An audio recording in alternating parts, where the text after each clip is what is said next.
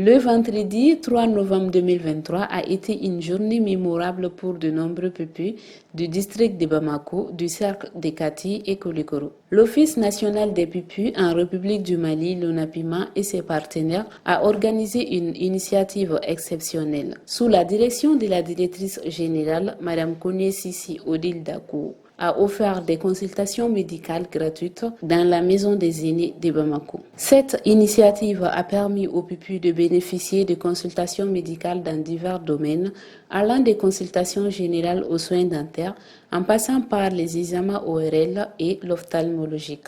L'ONAPIMA s'engage à veiller au bien-être de ces jeunes et cette journée de consultation médicale gratuite illustre parfaitement cet engagement.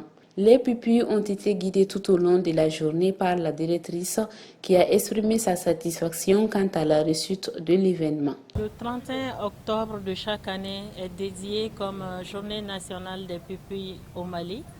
Donc c'est dans cette mouvance que nous avons voulu organiser avec les partenaires ici présents une journée de consultation médicale avec don de médicaments.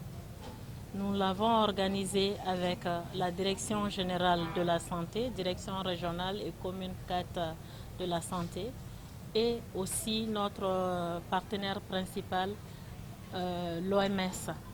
Nous avons également avec nous le directeur, la direction de CHU Odonto et les médecins privés ORL, qu'ils en soient ici tous remerciés.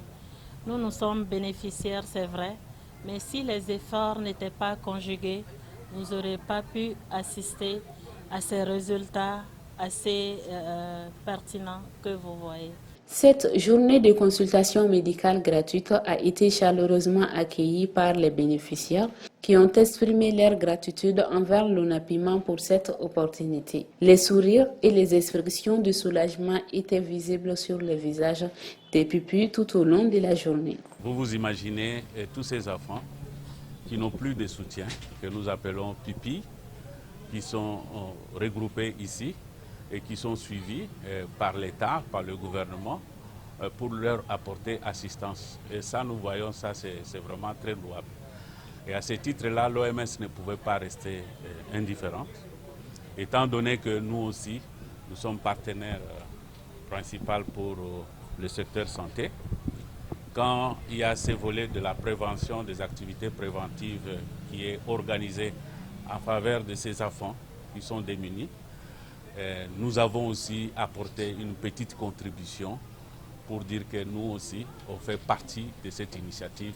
On a ici une trentaine de personnes, de professionnels de santé, avec plus de 15 postes de consultation et qui permettent déjà à faire observer certains petits problèmes sur lesquels des dispositions seront prises afin de pouvoir protéger ces enfants-là.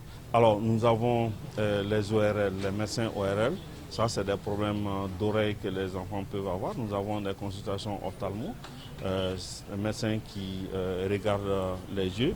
Nous avons les médecins endocrinos qui regardent aussi s'il y a diabète ou pas. Nous avons les médecins généralistes. Nous avons aussi des odontostomatologues pour des questions de dents et des techniques de brossage.